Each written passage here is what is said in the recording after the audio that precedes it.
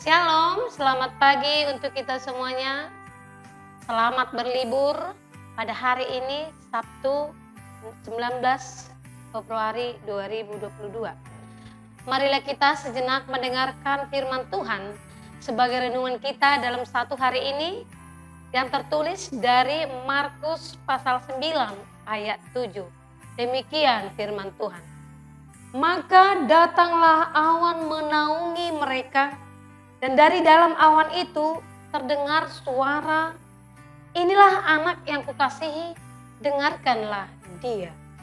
Saudara-saudara terkasih dalam nama Tuhan Yesus Kristus, peristiwa Yesus dipermuliakan di atas gunung merupakan penyingkapan identitas Yesus sebagai anak Allah.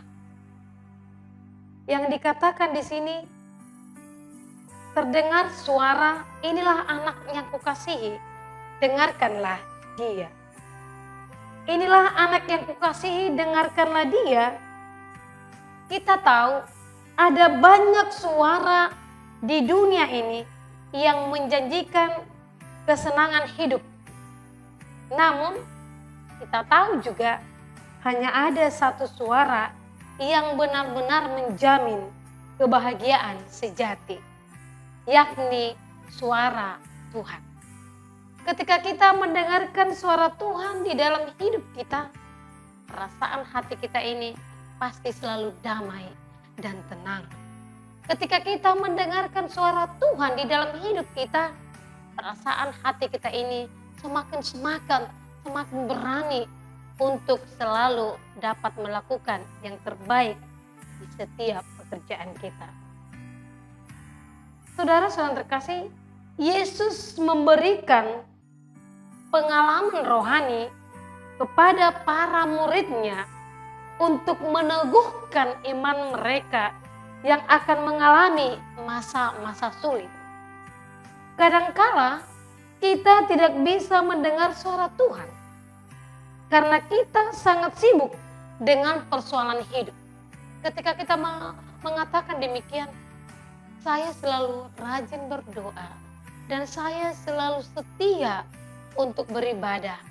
Tetapi di manakah jawaban dari doa saya ini? Apakah Tuhan tidak mendengarkan? Saudara-saudara terkasih, pengalaman yang pernah kita lakukan ataupun kita rasakan hal yang demikian itu sangat salah. Karena kenapa? Tuhan tidak pernah menutup telinganya untuk mendengarkan setiap doa-doa kita, setiap keluh kesah kita. Tetapi terkadang kita tidak pernah bisa mendengar karena dibarengi atau disibukkan oleh berbagai situasi persoalan hidup yang selalu kita keluhkan di dalam kehidupan ini. Bahkan waktu berdoa pun hampir tidak ada. Kita cenderung tinggal di zona nyaman seperti yang dialami Petrus, Yakobus, dan Yohanes. Betapa bahagianya kami di tempat ini. Sikap semacam ini akan menyulitkan kita untuk melihat setiap rencana Tuhan dalam setiap persoalan yang kita hadapi.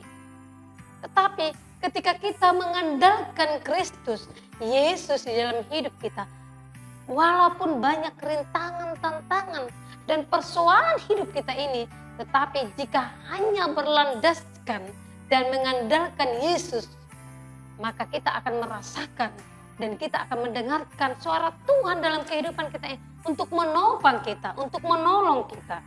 Untuk itu saudara-saudara terkasih, marilah kita mendengarkan suara Tuhan dengan teliti, dengan seksama, dengan baik.